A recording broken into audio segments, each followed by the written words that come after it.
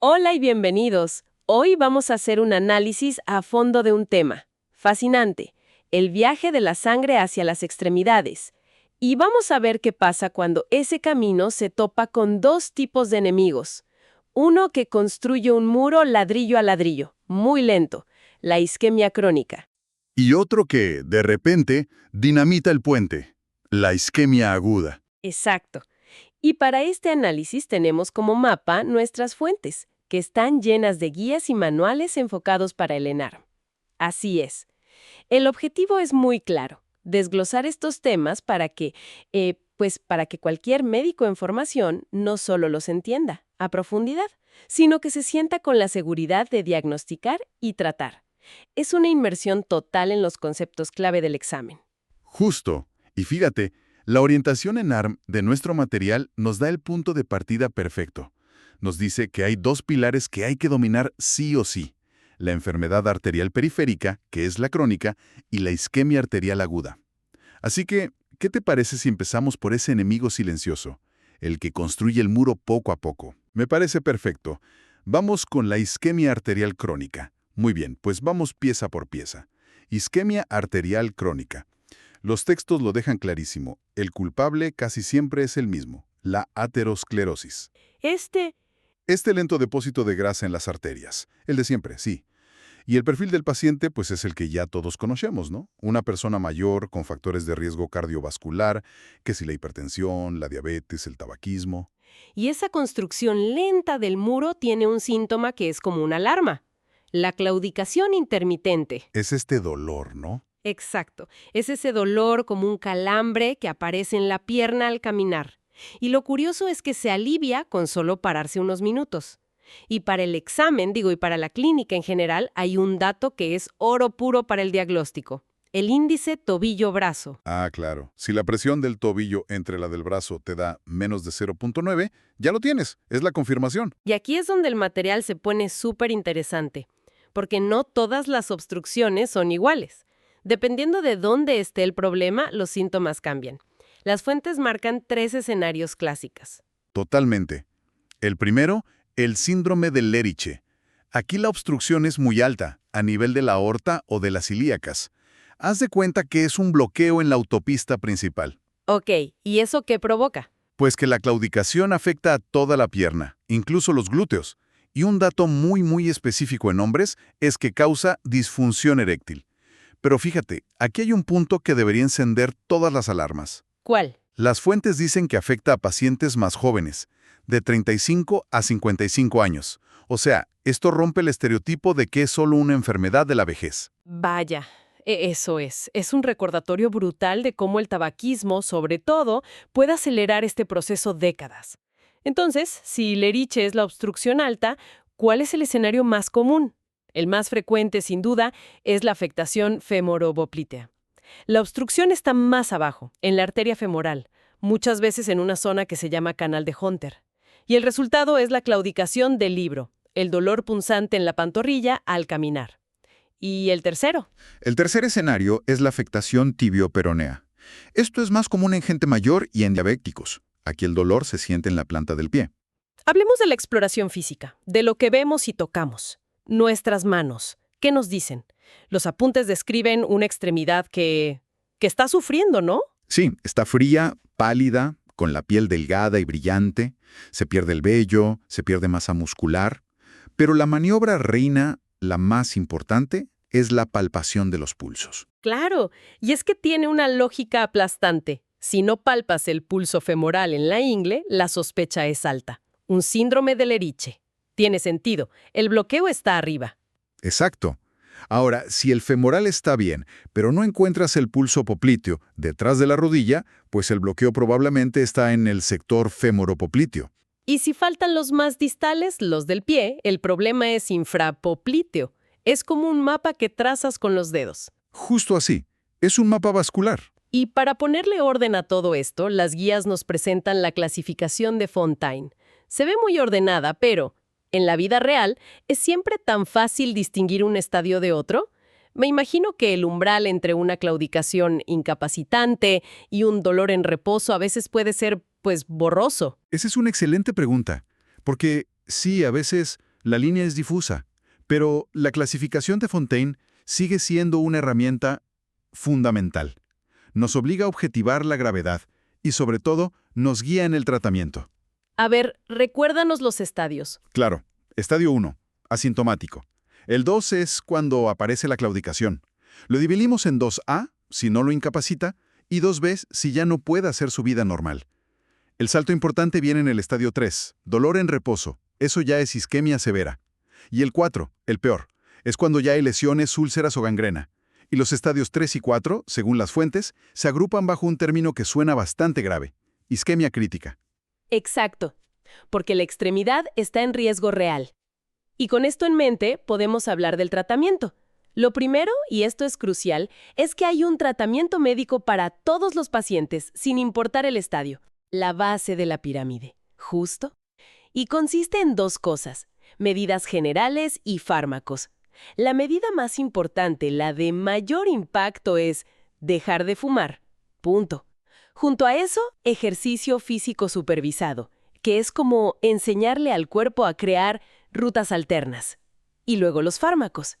Los textos los dividen en dos grupos, lo cual me parece muy útil. Unos para el pronóstico y otros para el síntoma. Precisamente. Los fármacos pronósticos no mejoran la distancia que camina la persona, pero le salvan la vida. Son la antiagregación con aspirina o clopidogrel, las estatinas para el colesterol y los ISKs. O sea, para evitar un infarto al corazón o un ictus. Exacto. Y para el síntoma, para que el paciente camine más, el fármaco de elección que mencionan las fuentes es el cilostazol, que ha demostrado ser superior a la pentoxifilina. A destapar la tubería.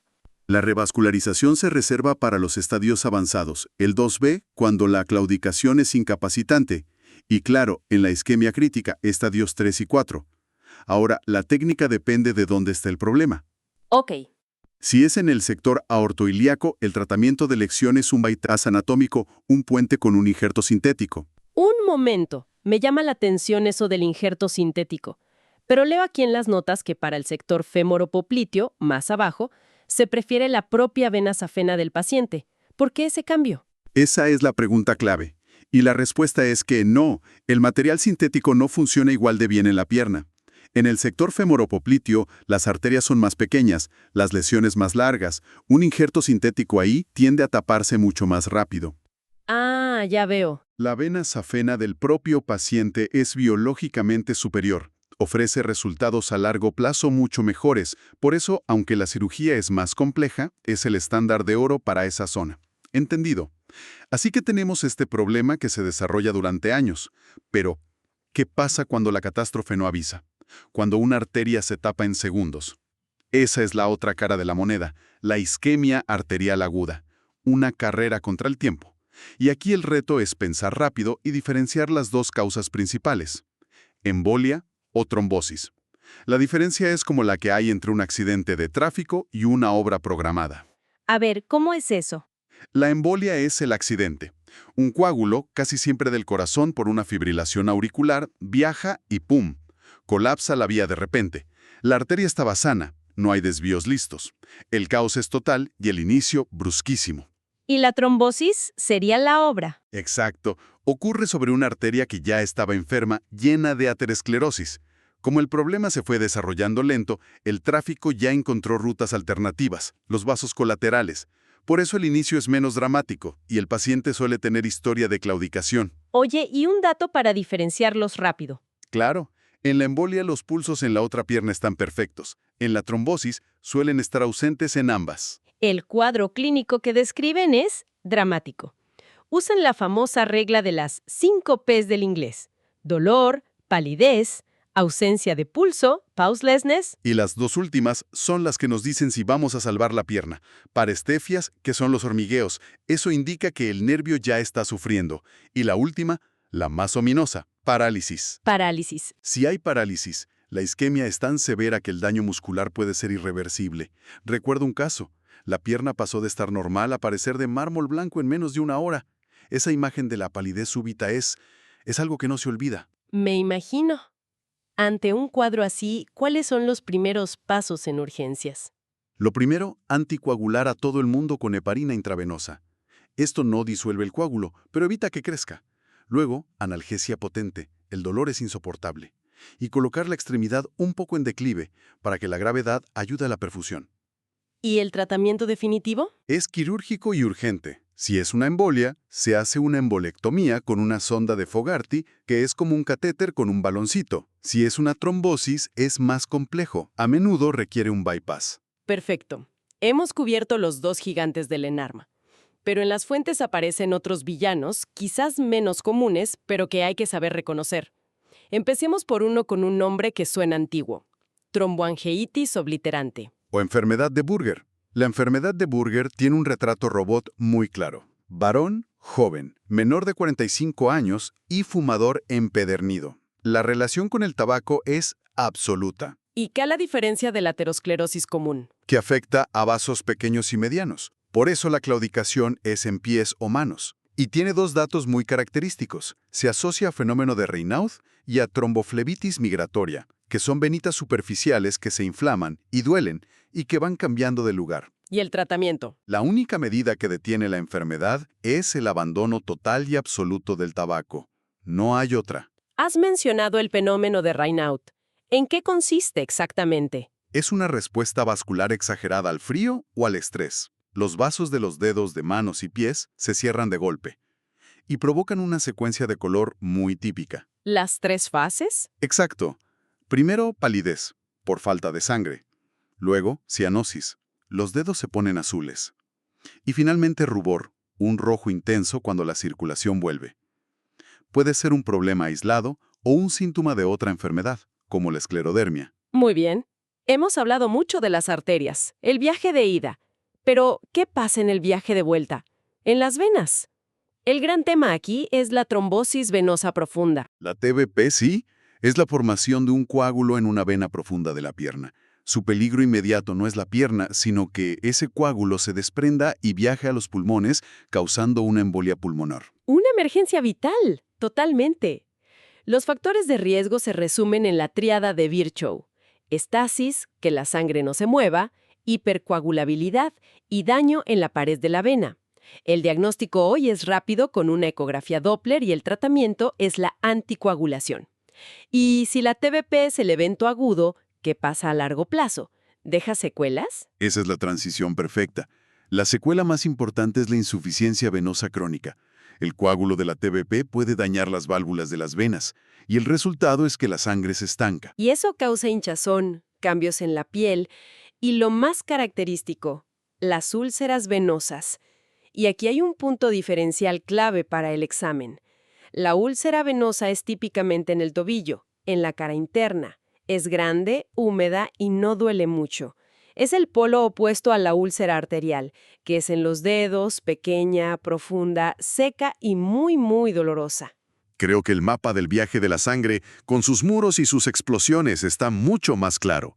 Resumiendo, hemos visto la diferencia entre la isquemia crónica, de desarrollo lento, y la aguda, una emergencia total. Y hemos recalcado la utilidad del índice tobillo-brazo y de la clasificación de Fontaine para manejar la crónica. En la aguda, la regla de las 5 Ps como guía indispensable. Y los perfiles tan distintivos de Buerger, con su vínculo al tabaco, el Raynaud y su ballet de colores, y las patologías venosas. Exacto. A ver, después de todo este recorrido, ¿cuál es la idea central que nos debemos llevar? ¿Qué es lo que realmente importa al final del día? Fíjate, si conectamos todo, las fuentes revelan un dato que a menudo se pasa por alto y que lo cambia todo. En la enfermedad arterial periférica crónica, la supervivencia a los 5 años es del 70%, pero la causa de muerte no suele ser la pierna, es la enfermedad aterosclerótica sistémica, un infarto o un evento vascular cerebral. Claro. Y esto plantea una pregunta fundamental más allá del examen. ¿Estamos tratando solo la extremidad o al paciente en su totalidad? El enfoque cambia radicalmente cuando recordamos que el mayor riesgo para ese paciente con claudicación no es perder la pierna, es perder la vida por un evento cardiovascular en otro sitio. La claudicación es solo el canario en la mina.